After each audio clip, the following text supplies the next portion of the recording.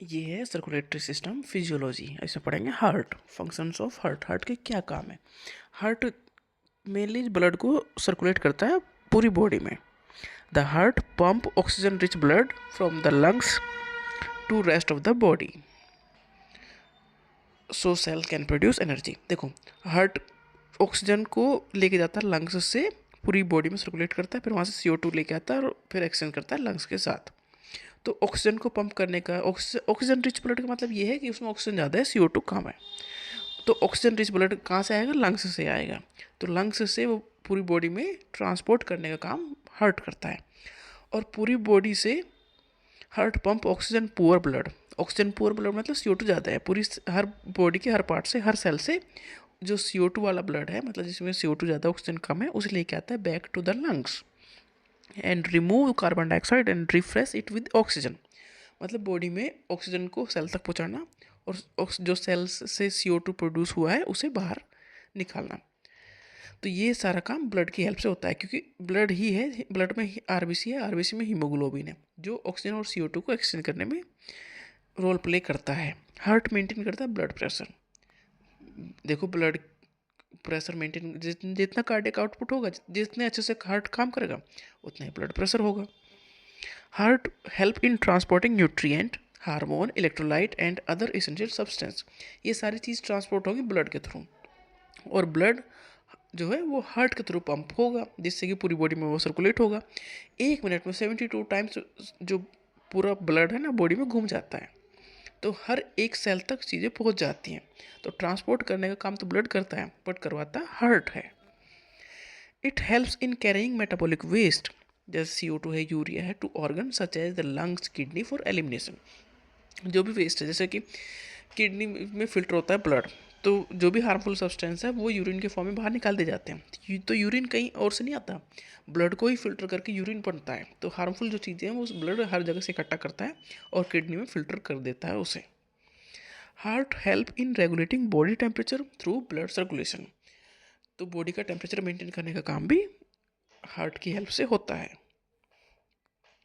Heart also support the bodies defence against infection by circulating WBC। Heart blood में क्या है? WBC क्या है?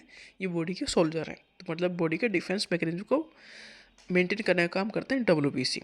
तो हार्ट इसमें भी सपोर्ट करता है कि हार्ट पंप कर रहा है ब्लड को जब भी ब्लड जा रहा है। Cardiac cycle, conduction cycle, system of the heart. Conduction system कैसे होता है हार्ट में, ये सारे काम होते कैसे हैं। The heart has a specialised electrical conduction system जो हार्ट बीट को कंट्रोल करता है। हार्ट बीट मतलब 1 मिनट में कितनी बार हार्ट जो है ब्लड को पंप कर देता है। तो ये कैसे शुरुआत होती है इसकी? तो ऐसे नोड काफ़ी इंपॉर्टेंट है, इसका नाम है पेस मेकर। इसे कहते हैं साइनो एट्रियल नोड। ऐसे मतलब साइनो एट्रियल नोड। इसका दूसरा नाम है पेस मेकर। ये देखो, हार्ट 4 चैम्बर का है, 2 एट्रियम 2 वेंट्रिकल्स। तो एक लेफ्ट साइड हो गया, एक राइट साइड हो गया, मतलब साथ साथ में ही है, बट साइड डिवाइड कर सकते हैं ना। तो ऐसे नोड है राइट एट्रियम पर। ये इलेक्ट्रिकल इम्पल्स को इनिशिएट करता है, जिससे जो एट्रिया है वो कॉन्टैक्ट होता है, और फिर जो एट्रिया कॉन्टैक्ट होगा तो एट्रिया और वेंट्रिकल्स के बीच में जो वाल्व है वो खुलेगा। इसे कहते हैं AV, एट्रियोवेंट्रिकुलर ये नोड है।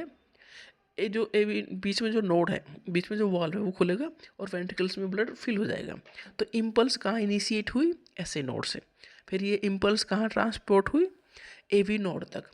तो एट्रिया से जब एट्रिया कॉन्ट्रैक्ट होगा तो एट्रिया और वेंट्रिकल्स के बीच में जो वॉल्व है वो खुलेगा और ब्लड जाएगा वेंट्रिकल्स में। ठीक है, तो एट्रिया कॉन्ट्रैक्ट हुआ तो सिग्नल ने ये काम कर दिया, एट्रिया कॉन्ट्रैक्ट कर दिया, ऐसे नोड ने सिग्नल दिए और एट्रिया कॉन्ट्रैक्ट कर दिया। फिर ये सिग्नल जाएंगे AV नोड के पास। AV नोड ये रिसीव करता है impulse from the SA node. ये कहाँ पर है? ये एट्रिया के ही लोअर पार्ट पर है, अपर पार्ट पर है SA नोड, लोअर पार्ट पर है AV नोड, राइट साइड के पे ही है। ये क्या करता है? डिले करता है इम्पल्स ब्रीफली।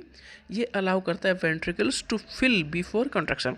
अब एट्रिया कॉन्ट्रैक्ट हुआ तो वेंट्रिकल्स फिल हो गए, तो वेंट्रिकल्स को फिल होने देता है ये AV node. Bundle of His ये कंडक्ट करता है impulse from AV node to ventricles. अब पूरे वेंट्रिकल्स को कॉन्टैक्ट कराना है, क्योंकि ब्लड हार्ट से बाहर निकालना है। तो पहले एट्रियम ब्लड आता है, एट्रिया से वेंट्रिकल्स में जाता है, वेंट्रिकल से एक साइड तो लंग के पास चला जाता है और एक साइड से पूरी बॉडी में ट्रांसपोर्ट होता है। तो लेफ्ट साइड से पूरी बॉडी में ट्रांसपोर्ट होता है। तो बंडल ऑफ हिस जो है कंडक्ट करता है impulse from AV node to ventricles. ये राइट और लेफ्ट दोनों वेंट्रिकल्स ही कॉन्ट्रैक्ट करेंगे। एक साइड से जाएगा लंग्स के पास ब्लड, दूसरी साइड से जाएगा पूरी बॉडी में। पुरकिंजे fibre spread impulse through ventricles, ये वेंट्रिकल्स को कॉन्ट्रैक्ट करते हैं, वेंट्रिकल कॉन्ट्रैक्ट होते हैं तभी ब्लड हार्ट से बाहर निकलता है। कार्डियक साइकिल, कार्डियक साइकिल क्या है? Cardiac cycle is one complete heart beat. एक हार्ट बीट 1 मिनट में 72 बीट होती है, हार्ट बीट होती है, मतलब 1 मिनट में हार्ट 72 टाइम्स ब्लड को सर्कुलेट कर देता है। Cardiac cycle consist of alternating period of contraction and relaxation. Cardiac cycle में क्या होगा? एट्रिया और वेंट्रिकल, एट्रिया कॉन्ट्रैक्ट होगा, वेंट्रिकल रिलैक्स होगा, फिर वेंट्रिकल कॉन्ट्रैक्ट होगा, एट्रिया रिलैक्स होगा। तो ये सारे काम 3 फेज में होते हैं। पहला है एट्रियल सिस्टोल। एट्रियल सिस्टोल मतलब 4 चैम्बर का हार्ट है, ऊपर 2 एट्रिया, उनके नीचे 2 वेंट्रिकल्स। तो एट्रियल सिस्टोल मतलब एट्रिया कॉन्ट्रैक्ट होगा, तो एट्रिया से ब्लड कहाँ जाएगा? उसके नीचे वेंट्रिकल्स हैं, एट्रिया और वेंट्रिकल्स के बीच में वाल्व हैं दोनों साइड, तो एट्रिया से ब्लड जाएगा वेंट्रिकल्स में। अब वेंट्रिकल्स कंप्लीटली फिल हो जाएंगे, इसे कहते हैं एट्रियल सिस्टोल, मतलब एट्रिया खाली हो गया, वेंट्रिकल्स भर गए ब्लड से। अब वेंट्रिकुलर सिस्टोल क्या है? अब वेंट्रिकल कॉन्ट्रैक्ट होंगे, मतलब ब्लड बाहर आएगा वेंट्रिकल से, एक साइड तो पूरी बॉडी में ट्रांसपोर्ट होगा और दूसरी साइड से लंग्स के पास जाएगा। तो वेंट्रिकल्स जब कॉन्ट्रैक्ट होंगे तो एट्रियो वेंट्रिकल वॉल्व क्लोज होंगे, मतलब एट्रिया और वेंट्रिकल्स के जो बीच में जो वॉल्व है वो जो खुला था वेंट्रिकल्स को फिल करने के लिए, वो बंद करना पड़ेगा, नहीं तो ब्लड फिर वापस चला जाएगा एट्रिया में। तो वो पहले वो वाल्व बंद होगा, फिर वेंट्रिकल्स कॉन्ट्रैक्ट होंगे और उस वाल्व के बंद होने से जो साउंड आएगी वो होगी लब, इसलिए लब डब की साउंड आती है। तो एट्रिया कॉन्ट्रैक्ट होगा, एट्रिया और वेंट्रिकल्स के बीच में वाल्व है, उससे खुल के तभी ब्लड जाएगा वेंट्रिकल्स में। अब वेंट्रिकल्स फिल हो गए तो वो वाल्व बंद होगा, तो जो वाल्व बंद करने की आवाज़ है वो है लब, पहली साउंड। अब वेंट्रिकल्स कॉन्ट्रैक्ट होंगे, अब वेंट्रिकल कॉन्ट्रैक्ट हो गए तो ब्लड बाहर निकल गया, तो सेमील्यूनर वॉल्व ओपन हो गए, जिससे कि वो ब्लड हार्ट से बाहर निकला है ना, अब वो वॉल्व बंद हो गए कि ब्लड वापस ना आए। Blood is pumped into the right ventricle, right ventricle से ब्लड जाएगा पल्मोनरी आर्टरी, राइट साइड से ब्लड जाता है लंग्स के पास, और लेफ्ट साइड का जो हार्ट है उससे ब्लड जाता है पूरी बॉडी में।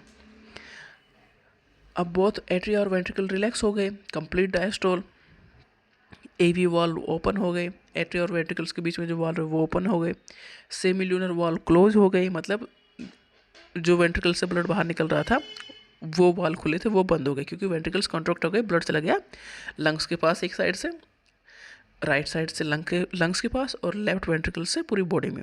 अब वो वापस ना है तो वो वॉल्व बंद हो गए ना, तो वो है सेमिल्यूनर वॉल्व, तो दूसरी साउंड आएगी डब की, तो लब और डब की साउंड आ गई, ये पूरी एक साइकिल हो गई। अब एट्रिया फिर से वेंट्रिकल्स में ब्लड भेजेंगे, तो ये लब की जो साउंड है वो एवी वॉल्व के बंद होने की है, और जो डब साउंड है वो सेमिल्यूनर वॉल्व के बंद होने की है। एवी वॉल्व है एट्रिया और वेंट्रिकल्स के बीच का वॉल्व है, और सेमिल्यूनर वॉल्व मतलब जो वेंट्रिकल्स खुलते हैं बाहर वो वाले वॉल्व हैं। सर्कुलेशन जो है 3 टाइप का, पल्मोनरी सर्कुलेशन मतलब एक साइड से ब्लड जा रहा है लंग्स के पास, सिस्टमिक सर्कुलेशन पूरी बॉडी में सर्कुलेट हो रहा है ब्लड, कोरोनरी सर्कुलेशन देखो हार्ट को भी सर्कुलेट करना है ना, ब्लड हार्ट के पास भी जाना है, वो कोरोनरी सर्कुलेशन है। तो ह्यूमन में डबल सर्कुलेशन है, डबल सर्कुलेशन मतलब एक साइड से लंग्स के पास जा रहा है ब्लड और दूसरी साइड से पूरी बॉडी में जा रहा है। तो blood pumped by the right ventricles, right 4 chamber का हार्ट है, 2 एट्रिया उसके नीचे 2 वेंट्रिकल्स, एट्रिया और एट्रिया खुलते हैं वेंट्रिकल्स में, राइट और लेफ्ट साइड कभी आपस में मिक्स होता नहीं ब्लड, तो जो राइट एट्रिया का ब्लड खुलेगा, राइट एट्रिया में ब्लड आएगा पूरी बॉडी से, वो खुलेगा राइट वेंट्रिकल्स में, राइट वेंट्रिकल्स से ब्लड जाएगा पल्मोनरी आर्टरी के थ्रू लंग्स में, लंग्स में ऑक्सीजन लेके आएगा वहाँ से, और ये आएगा कहाँ? लेफ्ट एट्रिया में, लेफ्ट एट्रिया से जाएगा लेफ्ट वेंट्रिकल्स में, लेफ्ट वेंट्रिकल्स से उस ब्लड को पूरी बॉडी में सर्कुलेट किया जाएगा। तो ये डबल सर्कुलेशन हो गया, एक बार ब्लड गया लंग्स के पास, वहाँ से ऑक्सीजन लेके आया, फिर पूरी बॉडी, फिर हार्ट में आया, मतलब राइट साइड से गया लंग्स के पास, लेफ्ट साइड में ब्लड दे दिया, अब लेफ्ट साइड जो है हार्ट वो ट्रांसपोर्ट करेगा ब्लड को पूरी बॉडी में। तो डीऑक्सीजनेटेड ब्लड मतलब पूरी बॉडी से जो ब्लड आया है वो pumped into the pulmonary artery, वो पल्मोनरी आर्टरी से पास होकर कहाँ जाएगा, लंग्स के पास जाएगा। लंग्स से क्या आएगा, ऑक्सीजनेटेड ब्लड। कौन लेके आएगा, pulmonary vein. Pulmonary veins only when है जिसमें ऑक्सीजनेटेड ब्लड है, नहीं तो वेन्स में डीऑक्सीजनेटेड ब्लड ही होता है। और पल्मोनरी आर्टरी ओनली आर्टरी है जिसमें डीऑक्सीजनेटेड ब्लड है, नहीं तो सब में ऑक्सीजनेटेड ब्लड ही होता है। तो इस पाथवे को कहते हैं पल्मोनरी सर्कुलेशन। मतलब ब्लड हार्ट से गया लंग्स के पास, लंग्स से वापस आया हार्ट के पास, तो ये एक सर्कुलेशन हो गया, तो इसे कहते हैं पल्मोनरी सर्कुलेशन। अब हार्ट में ऑक्सीजनेटेड ब्लड आ गया, तो oxygenated blood from the left ventricles, oxygenated blood जो है वो लेफ्ट एट्रिया में आया, लेफ्ट एट्रिया से लेफ्ट वेंट्रिकल्स में आया, लेफ्ट वेंट्रिकल से पूरी बॉडी में ट्रांसपोर्ट होगा, इसे कहते हैं सिस्टमिक सर्कुलेशन। तो ये डबल सर्कुलेशन हो गया, एक तो पल्मोनरी सर्कुलेशन, दूसरा सिस्टमिक सर्कुलेशन, ये दोनों सर्कुलेशन ह्यूमन में हो रहे हैं। पल्मोनरी सर्कुलेशन में जो डीऑक्सीनेटेड ब्लड है वो जा रहा है राइट वेंट्रिकल से पल्मोनरी आर्टरी के थ्रू लंग्स के पास, लंग्स से ऑक्सीजनेटेड ब्लड आ रहा है पल्मोनरी वेन्स के थ्रू लेफ्ट एट्रियम में, लेफ्ट एट्रियम से जो है उससे लेफ्ट एट्रियम से में जो ब्लड आया है वो लंग्स से आया है, वो ऑक्सीजन वाला ऑक्सीजन रिच ब्लड है, वो लेफ्ट एट्रियम से जाएगा लेफ्ट वेंट्रिकल्स में, लेफ्ट वेंट्रिकल से एओर्टा के थ्रू पूरी बॉडी में ट्रांसपोर्ट हो जाएगा। फिर पूरी बॉडी से डीऑक्सीनेटेड ब्लड कलेक्ट करके लेके आया जाएगा राइट एट्रियम में, राइट एट्रियम से राइट वेंट्रिकल्स में, राइट वेंट्रिकल से फिर से जाएगा लंग्स के पास। तो ये साइकिल चलती जाएगी। नेक्स्ट है coronary circulation. Coronary circulation refers to the blood supply of the heart muscles. Heart muscles को भी ब्लड की सप्लाई देनी है। The heart needs its own blood supply, heart को भी उसकी खुद की ब्लड सप्लाई चाहिए, हार्ट को भी तो ऑक्सीजन रिच ब्लड चाहिए, तो वो कोरोनरी सर्कुलेशन में ये होता है। It receive oxygen and nutrient so it can pump blood to the rest of the body. Aorta से कोरोनरी आर्टरीज निकलती हैं, वो हार्ट मसल्स को सप्लाई करती हैं, फिर वहाँ से कार्डियक वेन्स मिलके कोरोनरी साइनस के थ्रू राइट एट्रियम में ब्लड डाल देती हैं। तो मतलब हार्ट को भी ब्लड सप्लाई अलग से होता है। ब्लड प्रेशर क्या है, जो प्रेशर ब्लड डालता है आर्टरीज की वॉल पर वो है blood pressure. The blood pressure is the force exerted by the blood against the wall of the arteries. Blood pressure depend करता है कि कितना कार्डियक आउटपुट है, कितना ब्लड जो है हार्ट पंप कर रहा है, उसके ऊपर डिपेंड करता है, और कितनी रेजिस्टेंस है ब्लड वेसल्स की। अगर ज़्यादा ही रुकावट आ गई तो ज़्यादा होगा ब्लड प्रेशर डेफिनेटली। अगर हमारी हेल्थ ठीक है, ब्लड जो आर्टरीज हैं उनकी कंडीशन ठीक है, तो ब्लड प्रेशर ज़्यादा नहीं होगा। तो ब्लड प्रेशर डिपेंड करता है कार्डियक आउटपुट और पेरिफेरल रेजिस्टेंस के ऊपर। कार्डियक आउटपुट मतलब कितना अच्छे से काम कर रहा है हार्ट। ब्लड प्रेशर सिस्टोलिक है डायस्टोलिक है। सिस्टोलिक मतलब प्रेशर ड्यूरिंग वेंट्रिकुलर कॉन्ट्रैक्शन, मतलब आर्टरीज में जो प्रेशर होता है वो। डायस्टोलिक मतलब जो वेन्स में जो प्रेशर होता है वो। आर्टरीज प्रेशर जो है वो ब्लड को लेके जा रही है पूरी बॉडी में, तो डेफिनेटली प्रेशर ज़्यादा है, और वेन्स पूरी बॉडी से ब्लड लेके आ रही है हार्ट के पास, तो प्रेशर कम है, तो वो डायस्टोलिक प्रेशर है। तो नॉर्मल हो गया 120/80। 120 है सिस्टोलिक और 80 है डायस्टोलिक। ब्लड प्रेशर को कंट्रोल कैसे कर सकते हैं, वह बॉडी भी इस चीज़ में हेल्प करती है। जब बीपी रेज होगा तो ये सिग्नल जाएंगे ब्रेन के पास, ब्रेन हार्ट की रेट को स्लो डाउन करने की कोशिश करेगा और ब्लड वेसल्स को डायलेट करेगा, जिससे बीपी डिक्रीज होगा। और मान लो बीपी फॉल हो रहा है, सो बढ़ाना है, तो हार्ट रेट इंक्रीज़ की जाएगी, ब्लड फ्लो को बढ़ाया जाएगा और ब्लड वेसल्स को कंस्ट्रिक्ट किया जाएगा, जिससे बीपी राइज हो जाएगा। सिंपैथेटिक नर्वस सिस्टम भी इसमें हेल्प करता है। सिंपैथेटिक मतलब हमारे बॉडी को तैयार करना है किसी लड़ाई के लिए। तो जब हार्ट रेट बढ़ जाएंगी तो बीपी रेज हो जाएगा। पैरासिम्पैथेटिक सिस्टम है वो हमारी बॉडी को रिलैक्स के लिए तैयार करता है, हार्ट रेट स्लो करता है। रेनिन एंजियोटेंसिन एल्डोस्टेरोन सिस्टम भी है जो कंट्रोल करता है बीपी को। जब बीपी लो है, ब्लड प्रेशर लो है, तो किडनी रिलीज करती है रेनिन एंजाइम। रेनिन एंजाइम बनाता है एंजियोटेंसिन सेकेंड, और ये क्या करता है, वैसो कंस्ट्रिक्शन करता है आर्टरीज का। अब आर्टरीज जो पाइप में ब्लड फ्लो हो रहा है, अगर उसे छोटा कर दिया जाएगा तो बीपी इंक्रीज हो ही जाएगा, मतलब प्रेशर तो इंक्रीज हो ही जाएगा। Aldosterone causes salt and water retention. अगर ब्लड में साल्ट को रखा जाए, मतलब ज़्यादा बाहर ना जाने दिया जाए, मतलब यूरिन के थ्रू बाहर ना निकलने दिया जाए, तो वाटर भी रिटेन रहेगा, वाटर ज़्यादा रहेगा मतलब ब्लड की क्वांटिटी बढ़ जाएगी, अमाउंट बढ़ जाएगी। तो ब्लड का जब वॉल्यूम बढ़ जाएगा तो बीपी अपने आप ही इंक्रीज हो जाएगा। एक है एंटी डाययूरेटिक हार्मोन।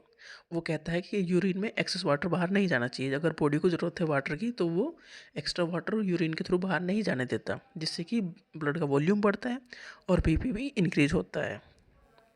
कौन कौन से फैक्टर्स हैं जो ब्लड प्रेशर को इन्फ्लुएंस करते हैं? अगर कार्डियक आउटपुट ज़्यादा होगा तो डेफिनेटली ब्लड प्रेशर हाई होगा।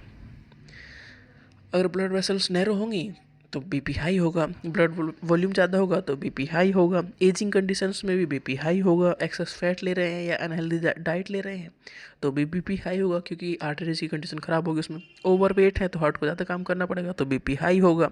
स्मोकिंग कर रहे हैं तो हमारे आर्टरीज को ख़राब कर रहे हैं तो बीपी हाई होगा। एंजाइटी, फियर, एंगर या स्ट्रेस वाली सिचुएशन है तो भी हमारे हार्ट के ऊपर किस चीज़ का फ़र्क पड़ेगा तो बीपी हाई होगा। पल्स रेट क्या है? पल्स रेट मतलब it is the rhythmic expansion of arteries due to heart contraction. Pulse rate मतलब हार्ट कितने अच्छे से काम कर रहा है। When the heart beat it pushes blood into the arteries, this create a pressure wave, it can be felt as a pulse. Pulse हम हाथ में नापते हैं ना, वो पल्स एक वेव है ऑफ ब्लड जो प्रोड्यूस होती है in the arteries by the contraction of the left ventricles of the heart. मतलब लेफ्ट वेंट्रिकल से जब ब्लड को बाहर फेंकता है ना तो वो वेव क्रिएट होती है ब्लड में, वो हम पल्स के फॉर्म में मेजर करते हैं। Control of pulse. Pulse is mainly control by the heart and nervous system. Heart और नर्वस सिस्टम इसे कंट्रोल कर सकते हैं। Sympathetic nervous system pulse rate बढ़ा देता है। सिंपैथेटिक नर्वस सिस्टम बॉडी को तैयार करता है लड़ने के लिए, और पैरासिम्पैथेटिक नर्वस सिस्टम रेस्ट के लिए तैयार करता है, तो पल्स रेट डिक्रीज कर देता है। कार्डियक कंट्रोल सेंटर होता है ब्रेन में, मेडुला ऑब्लांगेटा, ये भी हार्ट रेट को ऑटोमेटिकली कंट्रोल करता है। कुछ हार्मोन जैसे कि एड्रेनालिन है, ये पल्स रेट को इंक्रीज कर देगा। थायरॉक्सिन है, पल्स रेट को इंक्रीज कर देगा। कौन कौन से फैक्टर जो पल्स रेट को इन्फ्लुएंस करेंगे? इन्फेंट में पल्स रेट ज़्यादा होती है, बच्चों में। एडल्ट से पल्स रेट ज़्यादा होती है। एडल्ट की जो पल्स रेट है एवरेज 60 से लेकर 100 होती है पर मिनट। एल्डरली की पल्स रेट थोड़ी कम होती है एडल्ट से। फीमेल के generally slightly high pulse rate होती है मेल्स से। एक्सरसाइज करते हैं तो पल्स रेट इंक्रीज हो जाती है, क्योंकि ऑक्सीजन की डिमांड बॉडी में बढ़ जाती है। फीवर में पल्स रेट इंक्रीज हो जाती है। फियर है, एंजाइटी है, एंगर है, उसमें भी पल्स रेट इंक्रीज हो जाती है। जब हम सो रहे हैं या लेटे हुए हैं तो पल्स रेट डिक्रीज होगी। फिट इंडिविजुअल है तो उसकी पल्स रेट डेफिनेटली नॉर्मल होगी, कम होगी। कैफीन, निकोटीन या अल्कोहल लेंगे तो पल्स रेट बढ़ जाएगी। डिहाइड्रेशन होगा तो भी पल्स रेट बढ़ जाएगी।